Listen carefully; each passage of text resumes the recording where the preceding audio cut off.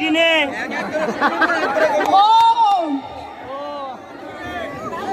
আমি এখানে মাত্র 7-8 দিনের জন্যই থাকতে এসেছি। আমার মনে মধ্যে 1 মাস থাক।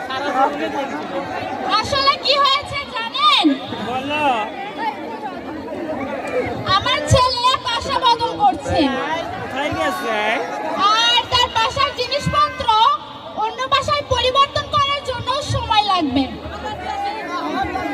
আমার দেখভালের জন্য তেমন কেউ ছিল না। আমি আছি, আমরা সবাই আছি। তাই আমার ছেলে আমাকে বলল, মা গো তুমি 7-8 দিন ওখানে থেকে এসো, আমি তোমাকে গিয়ে আবার নিয়ে আসবো। তারপর আমার ছেলে কি করে? ও মস্ত বড় সরকারি অফিসার। পলক পলক। আরে আচ্ছা, আমি তো ভুলেই গেছি, আমার খোকাকে একটা কল করতে হবে। দেখি তো বাসায় ঠিক মতো পৌঁছলো কিনা। বুড়ি মানুষ অত তোরা হাতে গে। হ্যালো খোকা, বাবা তোকে একটা কথা জিজ্ঞেস করার জন্যই ফোন করেছিলাম বাবা। তুই কি বাসায় ঠিক মতো পৌঁছেছিস? হ্যালো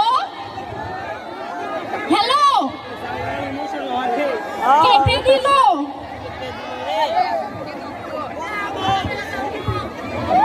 আস্তে হাঁটো, ব্যথা লাগবে। রব্বানির ভাইয়ের কিচ্ছু যাবে আমার ছেলে কি বললো? ও বললো এখন ব্যস্ত আছে, একটু পর আবার কল করবে। আরে কি কাস্টম খেলেছে। আমার ভাগ্য এরকম হতেই পারে না।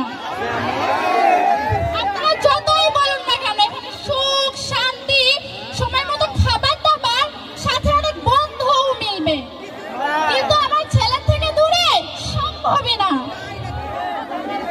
ও আমাকে অনেক ভালোবাসে। I love you.